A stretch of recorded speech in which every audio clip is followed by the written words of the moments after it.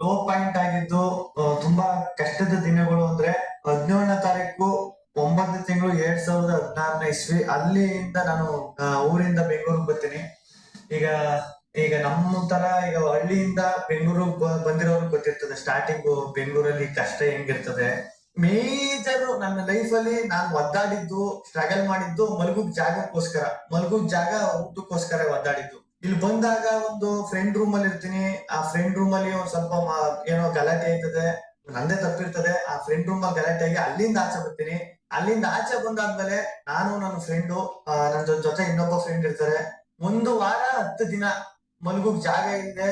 ಅಲ್ಲೊಂದು ಪಾರ್ಕ್ ಇರ್ತದೆ. ಬೆಳಿಗ್ಗೆಯಿಂದ ಸಂಜೆ ಗಂಟ ಪಾರ್ಕ್ ಅಲ್ಲಿ ಕೂತಿರೋದು. ಯಾರಾದ್ರೂ ನಮ್ಮ ಊರವರು ಯಾರಾದ್ರೂ ಸಿಕ್ಕಿದ್ರೆ ಅವ್ರ ಮನೆಗೆ ಹೋಗಿ ಒಂದಿನ ಹಿಂಗೆ ಕೇಳ್ಕೊಳ್ಳೋದು, ಇವತ್ತೊಂದಿನ ನಿಮ್ ಮನೇಲಿ ಇರ್ತೀವಿ, ಹಿಂಗೆ ಮನೆ ಅಡ್ವಾನ್ಸ್ ನಾಳೆ ಕೊಡ್ತೀನಿ ಅಂತ ಹೇಳೋರೆ, ಊರಿಂದ ಬರ್ಬೇಕು, ಹೋಗಿ ಅಡ್ವಾನ್ಸ್ ಇಸ್ಕೊಂಡ್ ಕೊಡೋ ತನಕ ನಿಮ್ ಮನೇಲಿ ಇರ್ತೀವಿ ಅಂತ ಹೇಳ್ಬೇಕು. ತಿರ್ಗಿ ಅವ್ರ ಮನೇಲಿ ತಿರ್ಗಿ ಇನ್ನೊಬ್ರು ಯಾರೋ ಫ್ರೆಂಡ್ಸ್ ಸಿಗ್ತಾರೆ, ಅವ್ರ ಮನೇಲಿ ಒಂದಿನ, ಇನ್ನೊಬ್ರು ಯಾರೋ ಫ್ರೆಂಡ್ಸ್ ಸಿಗ್ತಾರೆ, ಅವ್ರ ಮನೇಲಿ ಒಂದಿನ. ಈ ತರ ಒಂದೊಂದ್ ಒಬ್ಬೊಬ್ಬರ ಮನೇಲಿ ಒಂದೊಂದ್ ದಿನ ಇತ್ತು. 1 ವಾರ 10 ದಿನ ಬರೀ ಅದೇ ಸ್ಟ್ರಗಲ್. ಜಾಗ ಇಲ್ಲ ಅಂತ ಸ್ಟ್ರಗಲ್ ಆಗ್ಬಿಡ್ತು. ಅದಾದ್ಮೇಲೆ ತಿರ್ಗಾ ಅಲ್ಲಿ ಇಲ್ಲಿ ಒಂದ್ ಸ್ವಲ್ಪ ದುಡ್ಡು ಅಡ್ಜಸ್ಟ್ ಮಾಡಿ ರೂಮ್ ರೆಡಿ ಮಾಡಿ, ದುಡ್ಡೆಲ್ಲ ರೆಡಿ ಮಾಡಿ ರೂಮ್ ಮಾಡ್ತೀವಿ. ರೂಮ್ ಮಾಡಾದ್ಮೇಲೆ ಬಾಡಿಗೆ ಕಟ್ಟು ಕಾಸಿಂದ ಅಲ್ಲೊಂದಷ್ಟು ಒದ್ದಾಡ್ತೀವಿ. ತಿರ್ಗಾ ಇಲ್ಲಿ ನೋಡಿದ್ರೆ ಶೂಟಿಂಗ್ ನಾನು ಬಂದಿರೋದೇನು ಶೂಟಿಂಗ್ ಕೆಲಸ, ಅಸಿಸ್ಟೆಂಟ್ ಡೈರೆಕ್ಟರ್ ಎಲ್ಲ ಸೇರ್ಕೋಬೇಕು, ಕೆಲಸ ಮಾಡಿಬಿಟ್ಟು ದುಡ್ಡು ಸಂಪಾದನೆ ಮಾಡ್ಬೇಕು, ಬೇಗ ಡೈರೆಕ್ಟರ್ ಆಗ್ಬೇಕು, ಆತರ ಏನೇನೋ ಕಾನ್ಸೆಪ್ಟ್ ಬಂದಿರ್ತೀನಿ. ಇಲ್ಲಿ ಫುಲ್ಲು ಉಲ್ಟಾ ಆಗ್ಬಿಡ್ತದೆ, ಅದು ಹೋಗೇ ಬಿಡ್ತದೆ. ಬದುಕೂಟ ಸಾಕಪ್ಪ, ಹೊಟ್ಟೆಗೆ ಊಟ ಸಿಕ್ಕಿದ್ರು ಸಾಕಪ್ಪ ಅನ್ನೋ ತರ ಆಗ್ಬಿಡ್ತೀವಿ.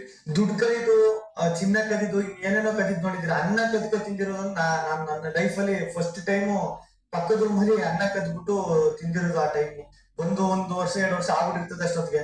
ಏನಿದು ಬರೀ ಹಿಂಗೆ ಓಡೋದೇ ಆಗೋಯ್ತಲ್ಲ ಲೈಫು. ಬರೀ ಸಟ್ ಕೆಲಸ ಮಾಡ್ತೀನಿ, ಮಾಡ್ತೀನಿ, ಏನು ಆಯ್ತಾನೆ ಇಲ್ವಲ್ಲ ಜೀವನದಲ್ಲಿ. ನಾನು ಅನ್ಕೊಳ್ಳೋದೇನೋ ಡೈರೆಕ್ಟರ್ ಆಗ್ಬೇಕು ಅಂತ ಬಂದೆ ಬೆಂಗಳೂರಿಗೆ, ಏನು ಆಯ್ತಾನೆ ಇಲ್ವಲ್ಲ, ಏನಿದು ಅಂತೆಲ್ಲ ಸಖತ್ತು ಯೋಚನೆ ಆಗ್ಬಿಡ್ತದೆ. ಆ ಟೈಮಲ್ಲಿ ಯೂಟ್ಯೂಬ್ ಸ್ಟಾರ್ಟ್ ಮಾಡ್ತೀನಿ. ಲಾಕ್ಡೌನ್ ಟೈಮ್ ಆಗಿರ್ತದೆ, ಅವಾಗ ಯೂಟ್ಯೂಬ್ ಸ್ಟಾರ್ಟ್ ಮಾಡ್ತೀನಿ. ಅಲ್ಲಿಂದ ನಿಲ್ಲುದಿಲ್ಲ, ಓಡ್ತೀನಿ. ಅದಾದ್ಮೇಲೆ ಚಾನಲ್ ಬರ್ತೀನಿ. ಚಾನಲ್ ಅಲ್ಲಿ ಒಂದಷ್ಟು ಶೋಗಳು ಮಾಡ್ತೀನಿ.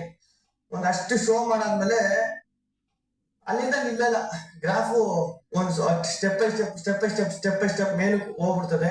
ಒಂದು ದೊಡ್ಡ ಅವಾರ್ಡ್ ಫಂಕ್ಷನ್ ಸ್ಟೇಜ್ ಮೇಲೆ ನಮ್ಮ ಶಿವಣ್ಣ ಸರ್, ಶಿವರಾಜ್ ಕುಮಾರ್ ಸರ್, ಅವರು ಸ್ಟೇಜ್ ಮೇಲೆ ಬಂದ್ಬಿಟ್ಟು ನಾನು ಗಿಲ್ಲಿಗೆ ಫ್ಯಾನು ಅಂತ ಒಂದು ಮಾತಾಡ್ತಾರೆ. ನನ್ನ ಲೈಫ್ ಅಲ್ಲಿ ಅದಕ್ಕಿಂತ ದೊಡ್ಡ ಅವಾರ್ಡು ಯಾವುದು ಇಲ್ಲ. ಅವ್ರ ಕಾಲ್ ಧೂಳ್ಗೂ ಸಮಾನ ನಾನು. ಅದೊಂದು ಮಾತು ಹೇಳ್ಬಿಟ್ಟು ಅವರು ನಂದು ಸ್ಟೆಪ್ ಇರ್ತದೆ, ಆ ಸ್ಟೆಪ್ ಮಾಡ್ಬಿಟ್ಟು ನಾನು ಗಿಲ್ಲಿ ಫ್ಯಾನು ಅಂತ ಹೇಳೋದು ಸತ್ಯವಾಗ್ಲು ನನ್ನ ಲೈಫ್ ಅಲ್ಲೇ ಇದು ನಾನು ಬದುಕಿರೋ ಗಂಟ ಮರೆಯಂಗೆ ಇಲ್ಲ. ಆಮೇಲೆ ಇನ್ನೊಂದು ನಮ್ ಸರಣ್ ಸರ್, ಅವರು